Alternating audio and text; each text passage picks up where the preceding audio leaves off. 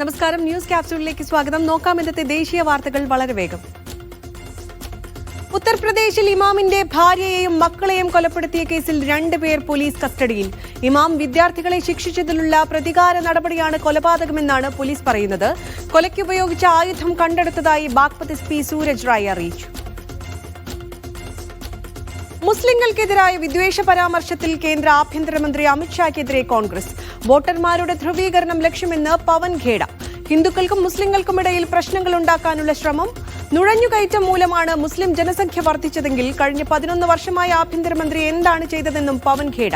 മുസ്ലിം ജനസംഖ്യ വർധനവിന് കാരണം നുഴഞ്ഞുകയറ്റമെന്നായിരുന്നു അമിത്ഷായുടെ പരാമർശം. ബംഗാൾ കൂട്ടബലാത്സംഗ കേസിൽ 3 പേർ അറസ്റ്റിൽ. സംഭവത്തിൽ കൂടുതൽ പേരുടെ പങ്ക് സംശയിക്കുന്നുണ്ടെന്ന് പോലീസ്. സിസിടിവി ദൃശ്യങ്ങൾ കേന്ദ്രീകരിച്ചുള്ള അന്വേഷണം പുരോഗമിക്കുന്നു. ബംഗാളിലെ ദുർഗാപൂരിൽ മെഡിക്കൽ വിദ്യാർത്ഥിനിയെ കൂട്ടബലാത്സംഗം ചെയ്ത സംഭവത്തെ അപലപിച്ച് സമാജ്വാദി പാർട്ടി MP ഡിംപിൾ യാദവ്. സ്ത്രീ സുരക്ഷ ഉറപ്പാക്കുന്നതിൽ സർക്കാർ പരാജയം. സമാജ്വാദി പാർട്ടി സ്ത്രീ സുരക്ഷയ്ക്കായി ഹെൽപ്പ് ലൈനുകൾ സ്ഥാപിച്ചെങ്കിലും സർക്കാർ അത്തരം സൗകര്യങ്ങളെ ദുർബലപ്പെടുത്തിയെന്നും വിമർശനം. ദീപാവലി ഉത്സവങ്ങളോടനുബന്ധിച്ച് തയ്യാറെടുപ്പുകളുമായി ഇന്ത്യൻ റെയിൽവേ 763 പ്രത്യേക പൂജാ ട്രെയിനുകൾ പ്രഖ്യാപിച്ചു. വിവിധ സോണുകളിലായി 10,752 ട്രിപ്പുകളാണ് ഉണ്ടാവുക. ഗുജറാത്തിൽ കർഷകരുടെ പരുത്തി ഉൽപ്പന്നങ്ങൾക്ക് ന്യായമായ വില ലഭിക്കാത്തതിൽ പ്രതിഷേധവുമായി ആം ആദ്മി പാർട്ടി. പ്രതിഷേധത്തിനിടെ Aam Aadmi Party farmers cell president Raju കൽപ്പാടിയെ അറസ്റ്റ് ചെയ്ത് പോലീസ്. ഫീസ് അടയ്ക്കാത്തത് കാരണം 14 വയസ്സുകാരനായ വിദ്യാർത്ഥിയെ നിലത്തിരുത്തി പരീക്ഷ എഴുതിപ്പിച്ച് സ്കൂൾ അധികൃതർ. മുംബൈ ഭീമണ്ടിയിലെ ഉറുദു മീഡിയം സ്കൂളിലാണ് സംഭവം. സംഭവത്തിൽ പ്രധാനാധ്യാപകനെതിരെ ജുവനൈൽ ജസ്റ്റിസ് ആക്ട് പ്രകാരം കേസെടുത്തു പോലീസ്. ഉത്സവ സീസണുകളിൽ ഹിന്ദുക്കളുടെ കടകളിൽ നിന്ന് മാത്രമേ സാധനങ്ങൾ വാങ്ങാവൂ എന്ന വിവാദ പരാമർശവുമായി NCP നേതാവ്.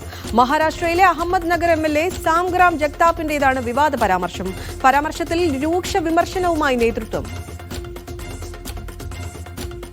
രാജസ്ഥാനിലെ സിക്കറിൽ ഫ്ളാറ്റിൽ വിഷം കഴിച്ച് ഒരു കുടുംബത്തിലെ 5 പേർ മരിച്ച നിലയിൽ. ദിവസങ്ങളായി പൂട്ടിയിട്ടിരുന്ന ഫ്ളാറ്റിൽ നിന്നും ദുർഗന്ധമുണ്ടായതോടെയാണ് സംഭവം പുറത്തറിഞ്ഞത്. സംഭവത്തിൽ അന്വേഷണം ആരംഭിച്ച് സിക്കർ പോലീസ്. മരിച്ചവരുടെ കൂടുതൽ വിവരങ്ങൾ വ്യക്തമല്ല. നവംബറിൽ നടക്കുന്ന ബീഹാർ നിയമസഭാ തെരഞ്ഞെടുപ്പിൽ മത്സരിക്കുമെന്ന് സൂചന നൽകി ജൻസൂരജ് പാർട്ടി സ്ഥാപകൻ പ്രശാന്ത് കിഷോർ. ആദ്യഘട്ട സ്ഥാനാർത്ഥി പട്ടികയും പുറത്തുവിട്ട ജൻസൂരജ് പാർട്ടി 51 പേർ അടങ്ങുന്ന പട്ടികയിൽ പ്രശാന്തിന്റെ പേരില്ല. പെൺസുഹൃത്തുമായുള്ള വിവാഹം നടത്താൻ ബന്ധുവീട്ടിൽ നിന്ന് സ്വർണവും പണവും മോഷ്ടിച്ച യുവാവ് അറസ്റ്റിൽ. കർണാടകയിലെ ബംഗളൂരുവിലാണ് സംഭവം. ബംഗളൂരു സ്വദേശി ശ്രേയസ് ആണ് അറസ്റ്റിലായത്. 47 ലക്ഷത്തോളം വില വരുന്ന സ്വർണ്ണാഭരണങ്ങൾ ഇയാളിൽ നിന്ന് കണ്ടെടുത്തു. ബോയിങ്ങിന്റെ 787 ശ്രേണിയിലെ വിമാനങ്ങളിൽ കൂടുതൽ പരിശോധന നടത്താൻ എയർ ഇന്ത്യയ്ക്ക് DGCAയുടെ നിർദ്ദേശം. അടിയന്തര സംവിധാനങ്ങളടക്കം പരിശോധിക്കണം.